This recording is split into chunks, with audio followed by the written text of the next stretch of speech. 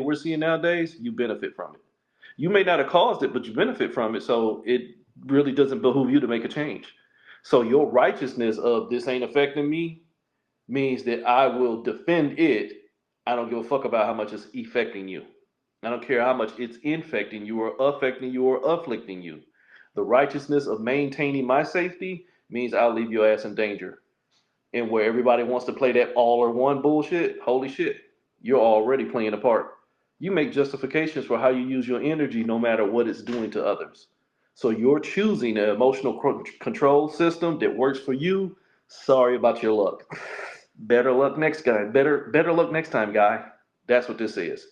Justification. There's two ones. All or one, but wait a minute. I see separation. That becomes your basis. One plus one, two. What you think you know. You will connect to what you think you know is keeping you safe, even if you don't know it's what's designed to destroy others. You have to make a choice at that point. And I can't tell you what to do or what not to do. All I can do is present a perspective. If what you're doing that keeps you safe is known to harm others and you're fine with it, let your life tell your tale. I'm not your judge. You better start judging your fucking self. Next line, 199. One, potential. Your potential energy. See these two ones? That's the duality of potential. It's also not only potential, it's awareness. I'm aware of what's going on. And if I'm aware of the separation, but the separation don't affect me, it's not a problem. So one becomes awareness, one is potential, one is alchemy, one is the magician by tarot. The magician wields all the magic. The magician is the practitioner of the occult, the esoterics, the hidden things. I'm using the hidden things for my benefit. Think about what I just got through saying about you can see a system that's designed to harm others, but it's helping you. You'll hide from what you know as long as it keeps you safe in what you see. So one, and again, 99 is the end game. Think about it. I use this example when you get to the end of like a good old Street Fighter game, level 99. Now you got to fight the shadow boss. Something to that effect. You are reviewing your own experiences and see if you're ready to let go. The dangerous thing with that is investment. A lot of people, when they get to the end, is basically this age old, you can't take it with you. Shit. Not to a lot of people. It ain't about taking it with me, it's about making sure I still have something left here. If you don't understand anything about mental magic, that is a dangerous thing. Always thinking that you have something left here, you'll never lead a reincarnation cycle. You'll end up becoming sorry. You'll end up becoming an ancestor or a spirit guide or telling yourself that you're now an angel or and all this other stuff. Why? Because you think you still have a connection to where you were already in separation because you've already determined that that separation is what's holding you together. So that 199, where the potential end game presents itself, you'll sign up for more because you're not tired of playing.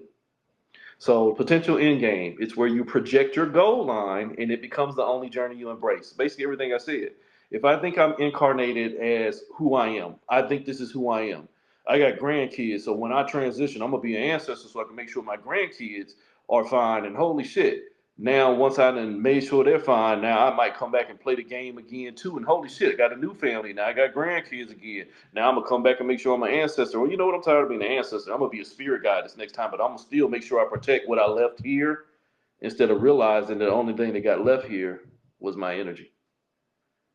That'll confuse a few of you, but you'll be the fuck all right. You don't understand the potential end game is getting you to play the game. That is where your potential is running the whole show, but you feel like that's what's making you safe. You feel like that's what's making you safe, but holy shit, it's the devil card in reverse. Ain't nobody out here doing this shit to you. It's an internal function. You are harming yourself. Why? Because you're using that one, the potential, that occult knowledge as five. The only thing you learning. All I'm doing is learning how to play my role better. But what is the role doing to you? Rolling your ass down the path and pulling you apart. You become the source of your own harm when you keep choosing things that emotionally control you, but it's not harming you more than it's harming others. So it must be safe. We see that shit every fucking day here in this damn America. You see shit is starting to harm you, but it ain't harming me more than it's harming others. So I'm just gonna sit back and watch. Stand back and stand by, boys. It'll get better. Why? Because who I think is working for me probably looks like me, or thinks like me, or acts like me. So it can't be doing nothing bad.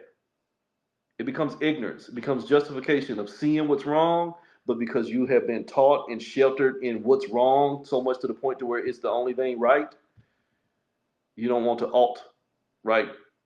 You don't want to alter it. You your own devil. You advocate for the adversity because the adversity ain't adverse to you at all. You taking the medicine and you haven't had any adverse effects, but you see everybody else getting sick from it. You'll keep selling it. Next line, 10, 10, 8. I tell you, 1010 is source code in the sense of where the human psyche is basically under a programming. We're programmable energies. Our minds are programmable. This meat suit can take in programming and be told what to do. This goes deeper than genome research and things like that, but those are very easy ones. Subliminal programming, hypnosis, traumatic memory point programming, triggering the amygdala and the hippocampus, and then placing memories in there and making you function that way. All that shit that everybody know about, but then you can't see past the simple tricks. That all they got to do is trigger you by inundating you with a bunch of misinformation or too much information. Keep showing you degraded energies. Keep showing you harm, lack, greed, war, filth, hypersexuality, things like that, and then that becomes your norm for functioning. So your core traumatic programming, and then that's the 1010, and then 8, where you keep struggling with what you keep seeing. I'm struggling with what I'm thinking about.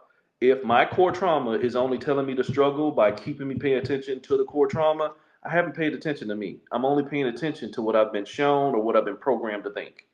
Tie that back into where I said this person right here who keeps justifying using harmful methods because it ain't harming them. You're already programmed to be safe in the field of harm. And fortunately for you, the field of harm is designed to keep harming others so that you keep it safe. Parasitic existence. I gave this example the other day. The butterfly that uses the honeydew from off of its back. It produces a dew, and then the ant eats it, and now the ant thinks the butterfly in its caterpillar phase. The ant thinks the caterpillar is now the queen ant. So now that ant will gatekeep the caterpillar safety when the caterpillar just mentally, holy shit, program that ant to now put it in danger by taking the caterpillar, into the ant's colony so he can eat all the other ones. Too easy. When you are advocating for what's harming you because it ain't harming you more than it's harming others, you righteously justify why all the harm is taking place in the first place. So 10-10-8, core trauma only knows struggle because the projection already included struggle mentality. Remember, you already started out with separation ain't that bad because holy shit, I'm making gains. Holy shit, I'm making gains. Another 6. This was 1-5, the devil card. 6. This is 24, the king of fire. This is I'm ruling over my own energy. Think about the ant I just told you about. That ant ain't no longer in control of itself. Why? Because it drunk the dew. The caterpillar is in control of the mind of the ant just from getting the ant to drink its energy. Programming. Programming. And this goes throughout history. Give somebody some money and some security, they'll do all kind of shit to anybody else to include their family to make sure they don't lose it. So now I'm under manipulation, but it's not manipulation to me because it's giving me security. At that point right there, where we drew these 2 6s, this is where I tell you it's self-sabotage. So this was showing you your core trauma. Your core trauma is you're already under manipulation. You don't even know how to deal with your energy. You're dealing with your programming. That scares a lot of people when